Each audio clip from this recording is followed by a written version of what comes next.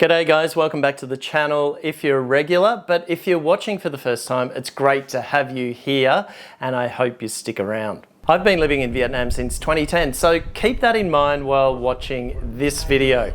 It's not from the perspective of a first timer.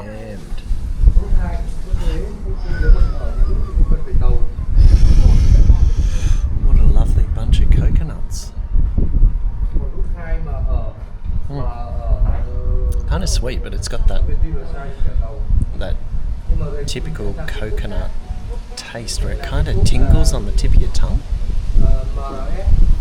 So the question I'm answering in this video is it worth visiting Cần Thơ in 2026 and beyond? I'm going to present you with some of the pros and cons of visiting Cần Thơ in the Mekong Delta, about 170 kilometers south of Saigon here in Vietnam. I did a weekend getaway there recently over the national holiday weekend, September 2nd, with my wife Mel, and we had 3 nights there, which gave us 2 full days to do a bit of exploring, some eating, and just wandering about the place, taking in the vibes. Now, I know that some of you watching this may be in 2 minds as to whether or not you should do a Mekong Delta trip while visiting Saigon, whether for 1 day or multiple days. So by the end of this video, I hope you'll be a step closer to making that decision. Righto then, let's get into it. Okay, so as I mentioned in the intro, I've been living here for a while now, so that means I'm eligible for a driving license. So we decided to ride our motorbike to Cần Thơ for this trip. Now guys, if you're not planning on riding a motorbike on your trip, please stick around because in this segment you'll see some of the beautiful countryside we passed through on the way, including a stop at an interesting coffee shop in My Tho, which we passed through, a large regional town that's about 70 kilometers from Saigon. Also, if you're wondering whether you're eligible as a traveller to drive here legally, you'll have to do the research yourself as there are different rules for different nationalities. Aussies, you're shit out of luck. You fall into the you need to be living here to get a license category, unfortunately. Anyway, I've left a link in the description to help you begin your research. So yeah, my wife and I packed up the motorbike and got underway early in the morning. So I've been up since 3. I haven't been robbing our apartment block, by the way. This is obviously for, I don't know, sun protection and sweat protection. Okay, so now Mel, I'm just wondering how far back you want to have it. It's okay. Because you want a backrest as well, don't you? Because that's, for anyone out there doing a motorbike trip with your partner, you've got to make sure that they're happy first. Definitely, you know. Otherwise, yeah, it can be a little bit of a trying experience. So keep your pillion passenger happy. I don't really want to connect it to the indicators because I might short it out. Even though it's a good little spot to... it'll be okay, won't it? She'll be right, mate. All right. What do you reckon? Done. The journey itself on the motorbike is half, perhaps more, of the adventure of a Mekong trip. You get to ride some winding, narrow country roads at your own pace, take in lush landscapes featuring rice fields and fruit plantations, and of course, cross a number of major rivers, some of them by ferry. No mucking around, straight off.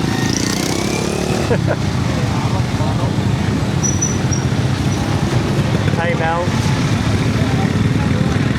can you see me?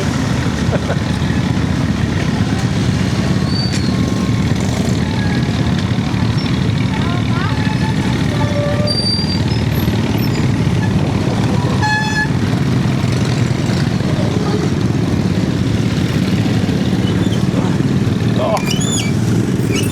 all systems go. It's kind of like the beginning of a Grand Prix race, isn't it? Gotta be ready to go. All right, here we go. Look out, Grandpa. Sorry, Gramps. Try and get ourselves a spot.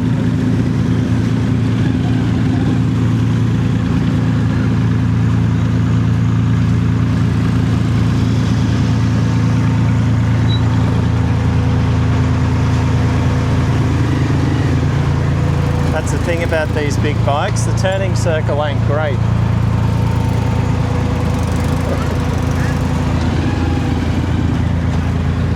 And a nice dose of diesel fumes and barbecue fumes as well on the way. All right, done, no drama. I guess the first pro of doing this trip to Gunter by motorbike is that you have basically complete control over the pace of your journey and you get to choose your own route, unlike if you go by tour bus along Highway 1. So yeah, you can keep things slow, stop to film things if you're like me and have a channel, and most importantly, it allows you to really connect with the people and places along the way, which isn't always a given as a tourist or even as someone living here, to be honest. And it also gives you the opportunity to stumble across things like this quirky piece of Vietnamese history. Okay, so this is pretty interesting. So I went looking to find out what the significance of this house is behind me, and it turns out it's actually of quite historic significance, and it's called Nhà Bác Công Du, and it belonged to a guy called Le Com Phu, known as Bác Công Du, a son of a wealthy man. He studied in France from 1909 and was noted for his extravagant lifestyle, earning him the nickname White Prince. Okay, so I'm not the first white prince to be sitting out the front here in this garden. This house was built between 1925 and 1926. It spans 322 square metres. It's designed in a Western French Roman architectural style, reflecting Bác Công Du's fondness for European aesthetics. Unfortunately, we can't take you in there because it's closed. It's closed on weekends, I believe, and today's Saturday, and it's a holiday weekend, so yeah, unfortunately we can't go in. Here we go. There's a little bit about the White Prince. Despite his splendour, financial misfortune beset Bác Công Du. Failed theatre ventures, mounting debts and personal struggles led to the loss of his estate. He died destitute, buried on what used to be his land. Oh, I hope I'm not sitting on his gravestone here, but I don't know. I'm assuming he's around here somewhere. Might have to go and have a look. The interesting thing about his name, which is actually a nickname, historically it's a Sino-Vietnamese, so sort of Chinese Vietnamese word meaning son of a duke or high nobleman in feudal times. Then in the colonial era and sort of more modern usage, so by the early 20th century here in Vietnam, in southern Vietnam, Công Du was used more loosely to describe wealthy young men from rich landowning or merchant families, often Western educated and living extravagantly. So Bác Công Du, White Prince or White Playboy. Not literally a prince, but a dashing rich man. Wow, there you go. Now, in today's vernacular, I suppose you could say, or slang in Vietnam, calling someone Công Du often carries a slightly teasing or sarcastic tone, meaning a pampered rich boy, playboy, or someone who doesn't do hard work and enjoys luxury. For example, anh ấy sống như Công Du.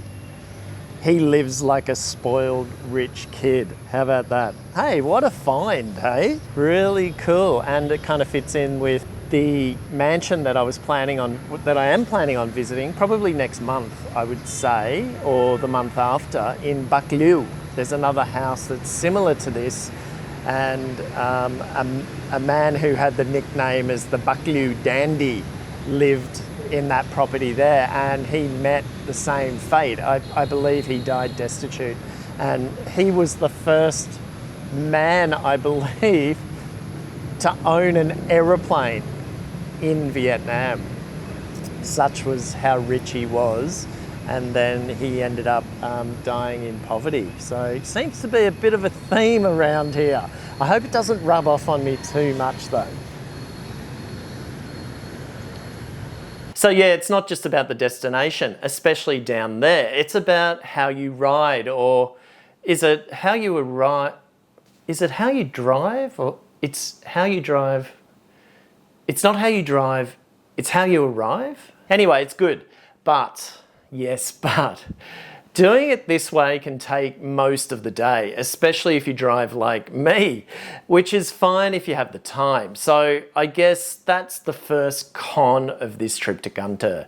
If you take a tour bus booked through a travel agent, I don't know, it might take you 4 or 5 hours. Who knows? It could be less given how those crazies drive. So if you need to get there quickly, take a bus. If not, get your ass on a motorbike and take the roads less travelled. And if you are thinking of doing it on a motorbike, or bicycle for that matter, I've posted our route to Cần Thơ on my Patreon page, but you'll have to pay for that. Not much. I know. It's a bit of a pain in the ass to have to click through to somewhere else, much less pay for it, but it's not as painful as getting lost.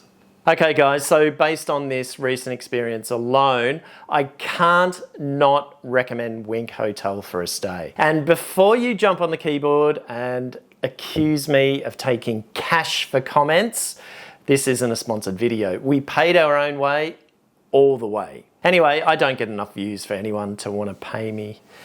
Anyway, damn it.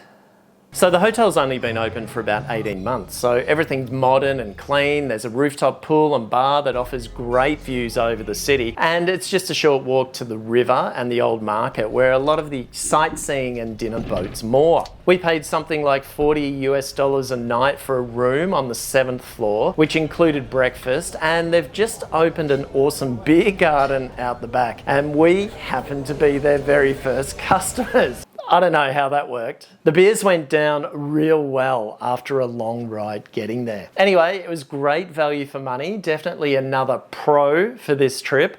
And the truly unexpected bonus of staying here was their self-serve laundromat service. I never thought I'd say something like that, but here we are. As you can imagine, we had some pretty grotty clothes after driving from Saigon and exploring the city by motorbike. So it was great knowing that we could go back and wash and dry them ourselves at the hotel. Oh, and also a special shout out to the young and enthusiastic staff at the hotel. No matter the time of day, they were always about for a chat or to answer our questions. If you'd like a more in-depth review of Wink Hotel Cần Thơ, pop over to my Patreon page and become a member.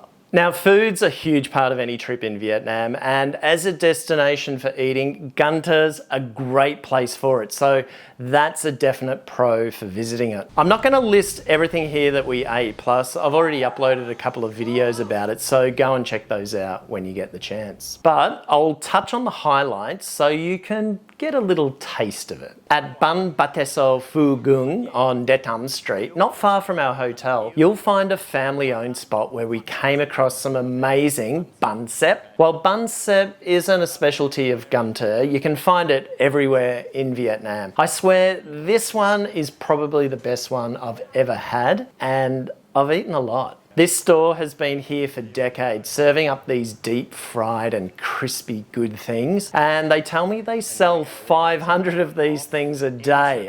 I can see why. They also knock up these sweet little babies called bánh tiêu đường, a pillowy, soft, sugary, triangular donut that's just perfect for breakfast or a snack in between. We also hit up Bún Mắm Úp Bèo Mop, after a recommendation from a staff member at our hotel to try their bun mam ga, a really tasty fermented fish noodle soup that's a bold alternative to typical Vietnamese soups that you might usually order, like pho. It's clean, fresh, and packed with umami, and umami, I don't know what that is, and I think it might just become a new favourite of mine. And as for more Western style Asian fusion dining, we gave Kaya a try. It has dining inside and out on the banks of the river with views of Gunter Bridge off in the distance. I really enjoyed it. The food was good, the staff were lovely, and I just think it was good value for money and a nice change up from eating local food. And it's ideal for couples and families. There's a really nice ambiance sitting under the nighttime sky. But hey, not everything was perfect though in Gunter. One of the cons in our experience was going out of the way to try a highly recommended Batêsô joint,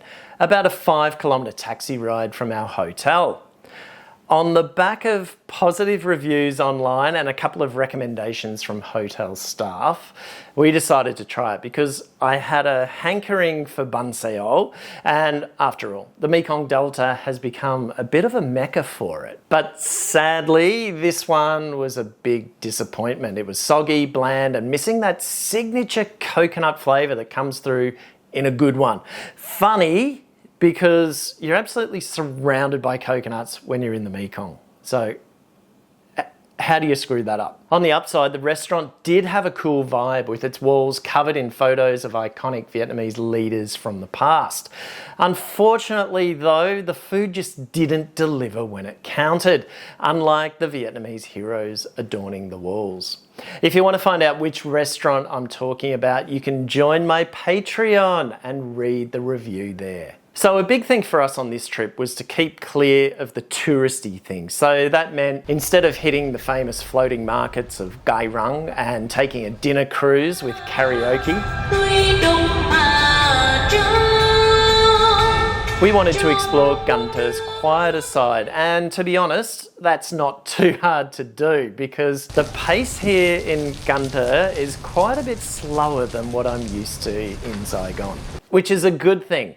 After all, this was supposed to be a getaway. Now, we had the luxury of being able to walk around the streets near our hotel, but also get on the motorbike whenever we wanted to explore the waterways and canals throughout the city. What we found when we were walking around was evidence of Gunter's French colonial era past in some of the buildings. For example, the old market, which has been converted into a place to shop for souvenirs and to eat or have coffee in the restaurant facing the river. It really is a nice spot for a coffee and to seek refuge from the rain.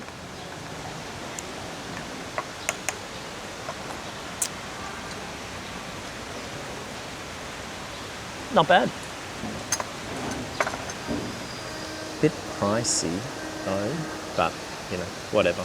We're dry and we're safe and it's beautiful. It's probably one of the more beautiful old French colonial era markets that you'll see around. It's not really a working market anymore, although there are, you know, sort of souvenir shops and clothing stalls, I suppose you would call them, and this is part of a restaurant that's been put in here. But structurally, it's beautiful and it's not going anywhere. It is not. The French built these things to last.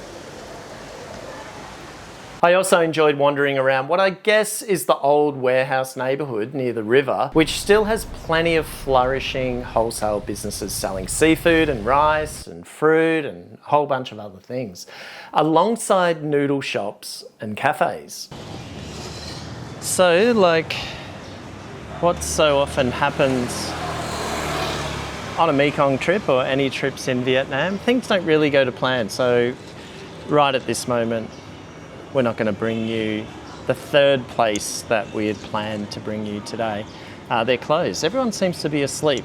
We've hit the afternoon nap time. We've hit the siesta time here in Gunter, and it's a very different vibe. But thankfully, we found this great little place here. They're open and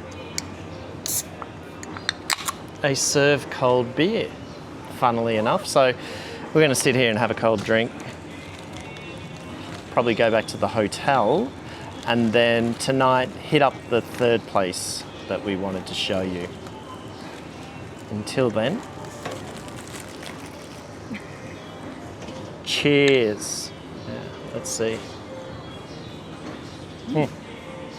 So if you're into strolling around, grabbing a bite to eat, having coffee, or having a few coldies while you escape the heat or the rain, then Gunther might do it for you for a day or two. In many ways, this neighbourhood reminded me of the other Mekong Delta towns like Sadek and Chao. They have that kind of languid, snoozy feel in the afternoon when people retire for their siesta or no, dure.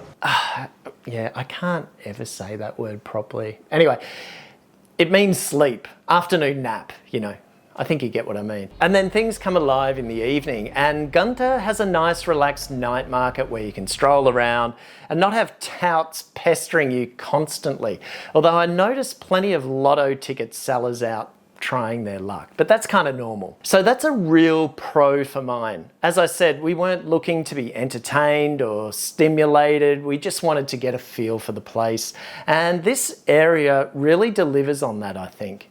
Another pro was that we were able to explore on two wheels. So one day we asked one of the staff members at our hotel to point us in the direction of local neighbourhoods outside the city centre. And what we found were narrow, winding tracks, for want of a better word, following the canals and rivers that are quintessential Mekong Delta. There's just really something about getting lost out the back blocks of a Mekong Delta city or town, isn't there?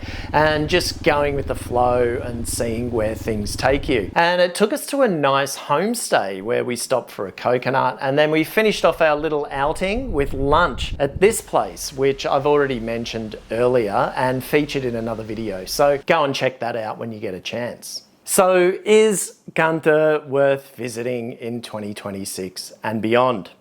100%. I think the pros definitely outweigh the cons. If you're like me and not wanting to tick boxes like eating breakfast at the floating market or doing dinner cruises over blaring karaoke, there's still plenty to offer for a few days. I'll be back soon to discover more for sure. Having said that, if you want to just tick off those tourist attractions and don't mind doing it with other tourists, then you can do that too. It's clearly a city that's in transition, like basically all of Vietnam's cities, but its way of life doesn't seem to have been tainted yet. There's amazing food, and I just got this feeling of untapped potential as I wandered around the place. You know, it's still a bit raw and unpolished, but that's part of the charm, I guess. And if they can somehow hold true to this, but at the same time polish things up a bit, you know, restore some of the old buildings along the waterfront there, and perhaps encourage investment in vibrant cafes and waterfront bars and whatever else, then it could become something similar to Hoi An in its own kind of way, but more genuine and less touristy. I feel like the opportunity is really there. It genuinely feels like one of those hidden gems that people often talk about, just waiting to be given a good polish. It has so much potential, and I just feel like it hasn't fully embraced tourism yet. Whether that's a good thing or a bad thing, I don't know. Let me know what you think. So that's it for this one. Thanks for watching. Don't forget to like, subscribe, share, hit the bell, all that kind of stuff, so you don't miss what's coming up. Until then, take care and stay safe, and I'll see you in the next one.